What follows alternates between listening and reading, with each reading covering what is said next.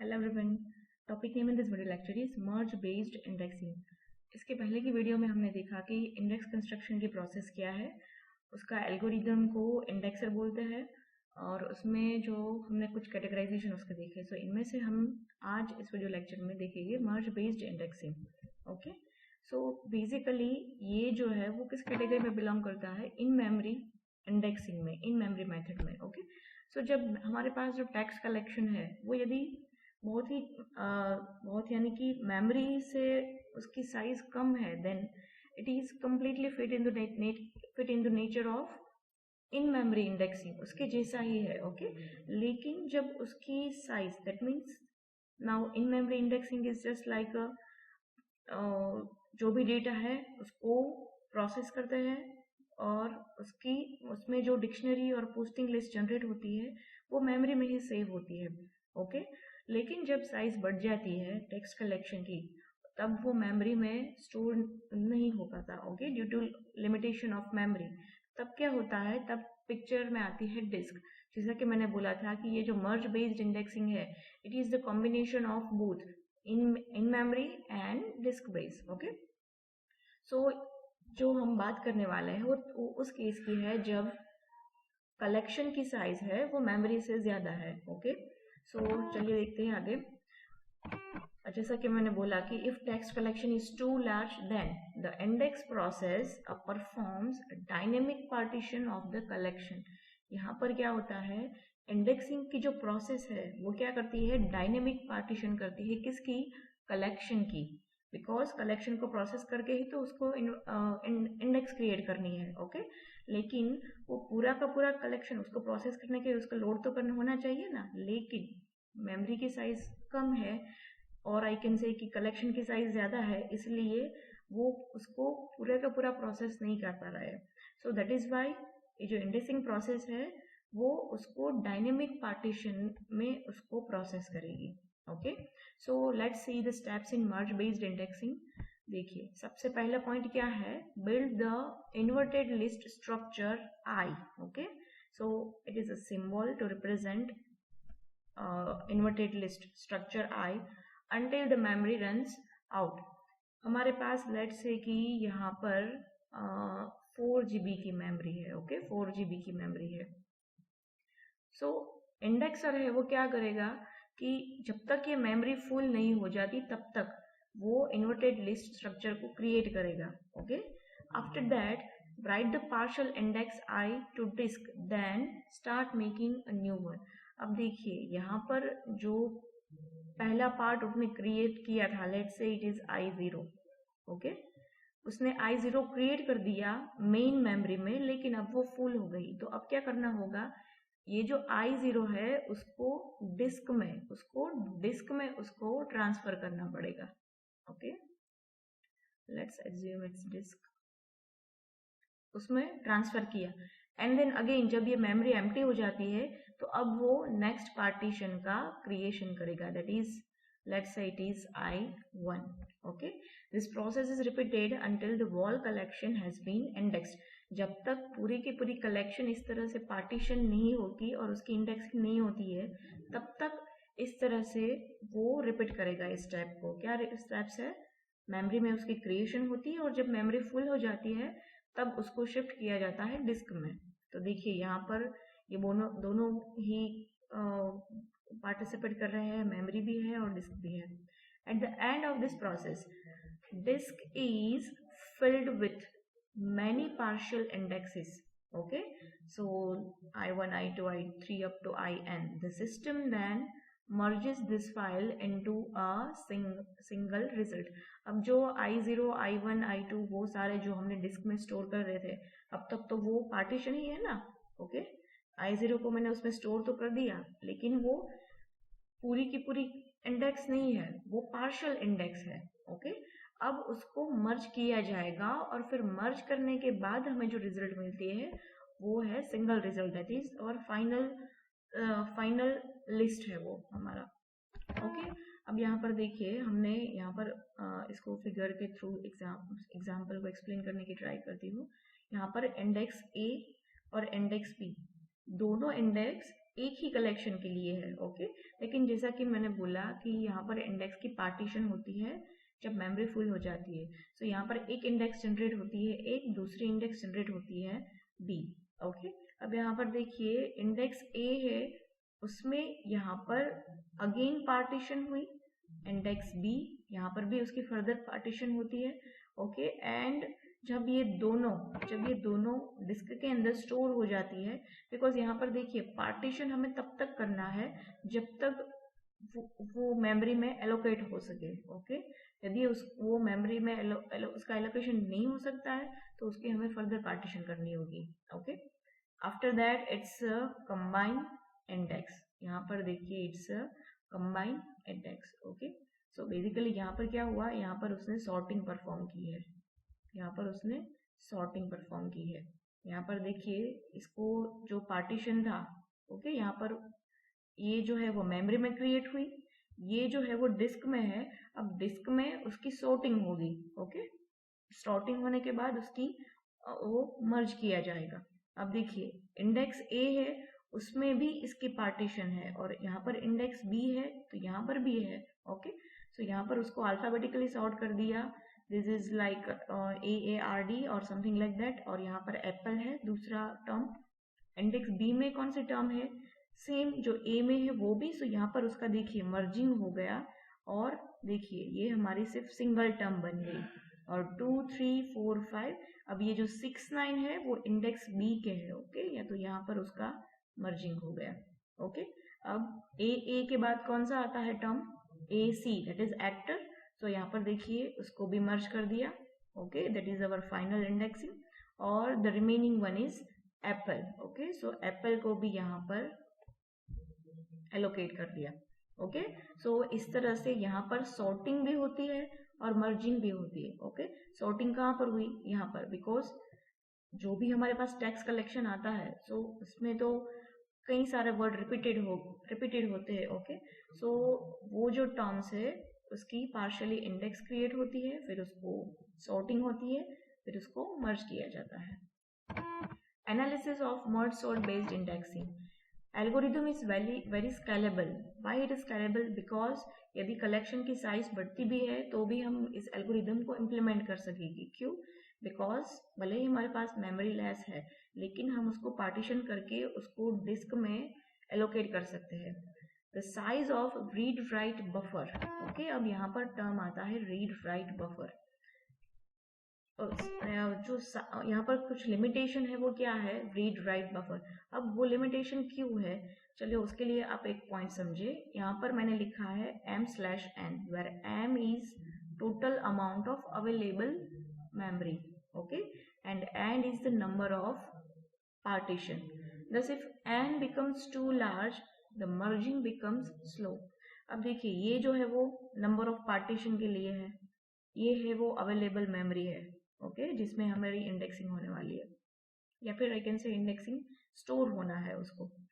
सो यदि n, that is यदि मैं पार्टीशन को लेस कर दूं, ओके, पार्टीशन को लेस कर दूं, दैट मीन्स यदि मैं पार्टीशन को लेस कर देती हूँ तो मुझे जो number of, okay, it is number of partition, okay. यदि नंबर ऑफ पार्टीशन इसमें लेस है तो इंडिविजुअल पार्टीशन की साइज क्या होगी, ज्यादा होगी, ओके। इफ आई से I0 and I1, I0 and I1, मैंने सिर्फ 2 पार्टीशन किए, ओके, मैंने सिर्फ यहाँ पर 2 पार्टीशन किए, और लेट्स से कि हमारे पास जो टोटल मेमोरी है वो कितनी है, 128, ओके, 128 इतनी मेमोरी है, और इसके पार्टीशन मैंने कितने किए, 2, ओके। सो ईच लिस्ट की साइज क्या हो गई, 64 इसकी और 64 इसकी, ओके। सो ये जो 64 साइज के जो 2 लिस्ट हमें मिलते हैं उसकी जो मर्जिंग है, ओके, उसको तो अब इस कंडीशन में क्या होगा कि हमें जो रीड राइट बफर मिलने वाला है उसकी साइज कम हो जाएगी। रीड राइट बफर के लिए जो साइज मिलती है वो कम हो जाएगी। अब जब हम इस पार्टीशन की साइज हम ज्यादा करते हैं, लेट्स से कि ये हमने किया 20, ओके। सो उसके लिए अब जो मेमोरी आएगी लेट वो कितनी होगी अप्रोक्सीमेटली, लेट्स से कि I am not sure, okay, I have not done any calculation, let's say it is 6 MB, okay, और पार्टीशन कितना है 20 from I0 to let's say I19, और उसको कितनी मेमोरी मिलती है 6 MB की, ओके। सो अब इस केस में क्या होता है कि यहाँ पर नंबर ऑफ पार्टीशन बहुत बढ़ गई है, और इसकी वजह से यहाँ पर मर्जिंग है वो स्लो हो जाता है, ओके, बिकॉज अब आपके पास बहुत सारे एरेज है जिसको आपको मर्ज करना है। पहले हमारे पास क्या था, 2 एरे ही थे, 2 हमारे पास सब लिस्ट ही थी, ओके। सो लेकिन उसके इसमें प्रॉब्लम क्या था कि वहां पर रीड राइट बफर के लिए जो स्पेस बचती है वो कम हो जाती थी। अब यहाँ पर हमारे पास उसके लिए स्पेस तो है, लेकिन मर्जिंग है वो स्लो हो जाती है, ओके। जैसा कि मैंने बोला, it has 2 effects, decrease the total amount of memory available for the read ahead buffer and increase the number of index partition, okay. जैसा कि मैंने समझा यही पॉइंट है। Reducing the main memory by 50%, decrease the size of each index partitions read ahead buffer by 75%। यदि हम okay यहाँ पर हमने सबसे पहले 64 कहा था ना, 64, ओके। ये जो एक पार्टीशन है I0 उसको कितनी साइज मिलती है 64 MB, ओके, उसको मिलती है मेन मेमोरी। अब इसकी साइज में 50% रिड्यूस कर दूं, दैट मीन्स कि उसका पार्टीशन कुछ इस तरह से होता है कि अब उसको साइज मिलते हैं लेट्स से 32, ओके। तो देखिए इसकी साइज हो गई 50% डिक्रीज हो गई। तब उसको जो रीड राइट बफर मिलता, रीड राइट रीड के लिए उसको जो बफर स्पेस मिलती है, ओके, वो क्या हो जाती है 75% डिक्रीज हो जाती है। फॉर एग्जाम्पल लेट्स से कि यहाँ पर है वो 20 MB उसको मिल रही थी, तो यहाँ पर वो सिर्फ 5 MB हो जाती है, ओके। मेरा एनोटेशन है वो कुछ बहुत ही रफ है, लेकिन I hope you are getting my point, okay. यहाँ पर मैंने जैसा कि एग्जाम यहाँ पर समझाया, again I am repeating this.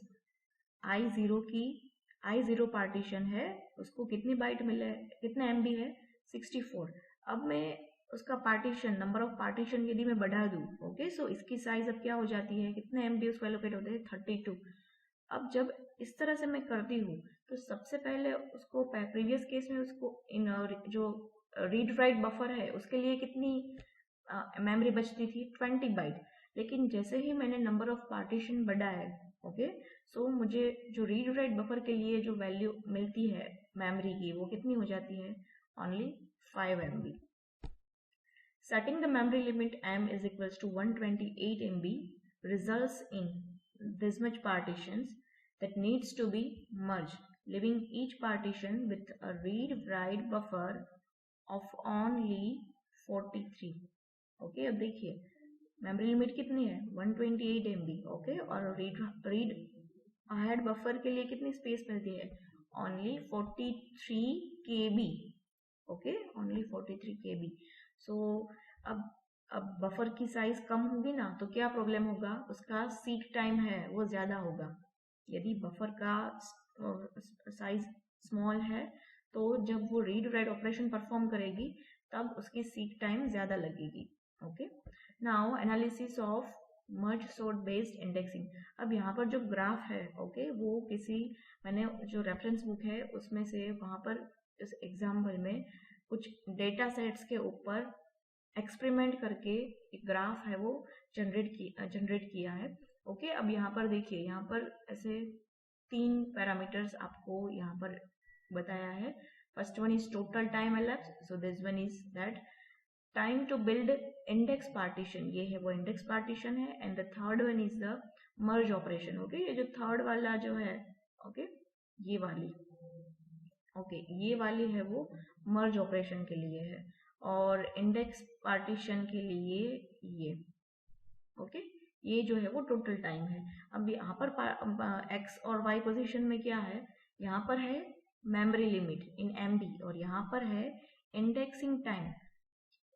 यदि हम इतने MB मेमोरी एलोकेट करते हैं तब इंडेक्सिंग टाइम टोटल कितनी आती है, यदि हम उसको 1 GB मेमोरी प्रोवाइड करते हैं तब उसकी टाइमिंग क्या रही है। ओके, ये उन सारी चीज़ का एक्सपेरिमेंट है। अब आप देखिए यहाँ पर जब मेमोरी साइज कम होती है, जब मेमोरी साइज कम होती है तो देखिए सबसे ज़्यादा टाइम कहाँ पर जाता है, यहाँ पर सबसे ज़्यादा टाइम जाता है इंडेक्सिंग टाइम में। ओके, और यहाँ पर देखिए फाइनल मर्ज के लिए जो ऑपरेशन है वो यहाँ पर या टोटल टाइमिंग है 10 आवर्स, मर्ज ऑपरेशन के लिए 6 आवर्स एंड इंडेक्स पार्टीशन के लिए आपको कुछ 3 पॉइंट समथिंग आवर्स आपको यहाँ पर हो रहा है। ओके, जैसा जैसा मैं इस मेमोरी का साइज इंक्रीज करता जा रहा है तो क्या होता है, उसकी जो टोटल आवर है वो रिड्यूस हो गई।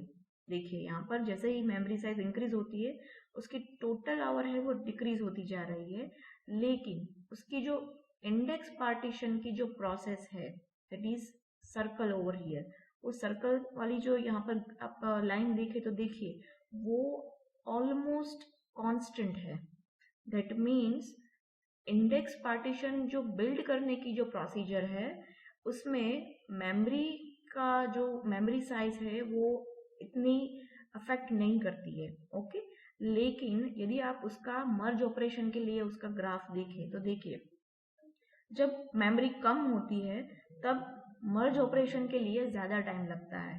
ओके, यहाँ पर तो हमने बात कर ली कि उसकी इंडेक्स क्रिएशन में कोई फर्क नहीं पड़ता है, लेकिन मर्ज ऑपरेशन देखिए तो यहाँ पर ज़्यादा है। जैसे जैसे मेमोरी साइज इंक्रीज होती जा रही है, जैसे जैसे मेमोरी साइज इंक्रीज होती जा रही है तो हमारा जो मर्ज ऑपरेशन के लिए टाइमिंग है वो बहुत ही छोटा होता जा रहा है। Okay, so I can say that index partition is independent of available memory। जहाँ यहाँ पर देख सकते हैं कि इस ग्राफ में मेमोरी की साइज हम बढ़ाए या फिर घटाए इससे कोई फर्क नहीं पड़ता, लेकिन मर्जिंग ऑफ पार्टीशन है okay it suffers severely if main memory is very small or very less। okay, that means it affects performance।